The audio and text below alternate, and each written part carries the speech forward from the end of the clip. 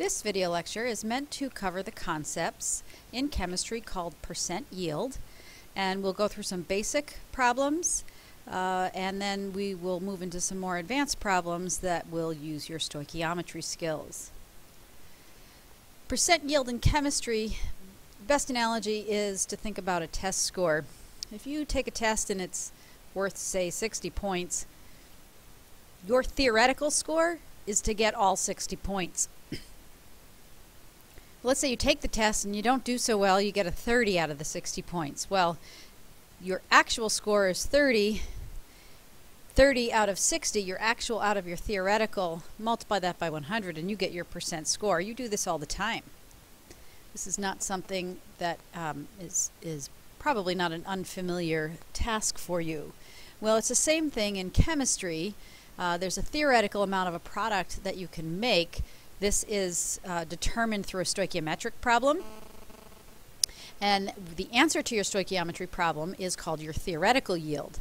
But when you actually do the experiment at a lab bench, how much you actually get when you do the chemistry is called the actual yield.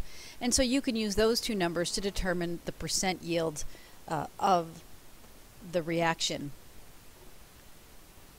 Percent yield should never be more than 100%. It's typically you're going to have less than 100% due to a couple different factors. Reactions don't always finish. They don't always go to completion. Sometimes there are side reactions that take place that compete for the reactants and you don't end up making the desired product.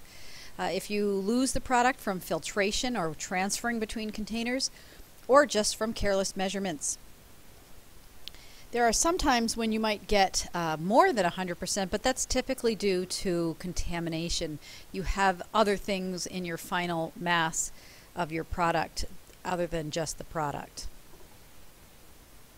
So let's take a look at a few of these straightforward basic problems. First problem here says using stoichiometry, you calculate that you will theoretically get 300.0 grams of a product, but you actually only get 213.0 grams of the product. What is the percent yield? Well, this problem is laid out pretty clearly. Your actual yield is the 213.0 grams. Your theoretical yield, what you're supposed to get, is 300 grams. So when you divide those two numbers and multiply by 100, you end up with the number 71 on your calculator. So if you are watching your significant figures, you'll notice that 213.0 and 300.0 both have 4 significant figures. So we need to make sure we add the 0.00 to reflect that number of significant figures in this problem. Here's another problem where this time the problem tells you the percent yield of the reaction is 75.0%. So we're giving you the percent yield this time. We're not solving for it. The theoretical yield of the product is 18.0 grams. What is the actual yield? All right, so for this problem, 75.0% means that it's divided by 100. So for this problem, we're going to not write the percent symbol. We're just going to divide that number by 100. So that 75.0 divided by 100 is the 75%.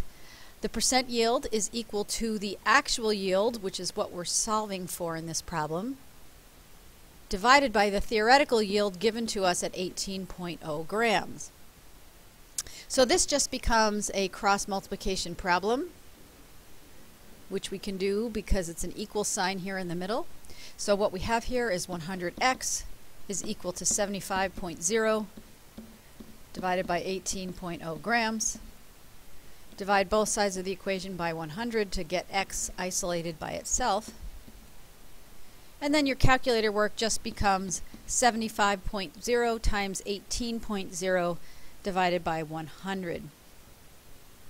Now we see that we have 3 sig figs in the number 75.0, 3 sig figs in the number 18.0.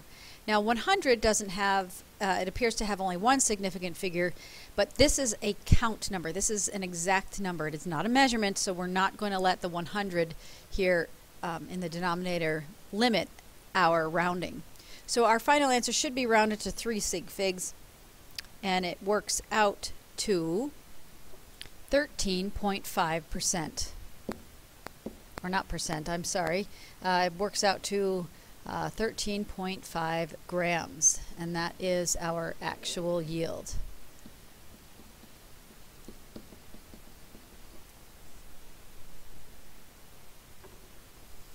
All right, there's a third problem here. In this case, you're given the percent yield, and you're given the actual yield. You need to figure out the theoretical yield.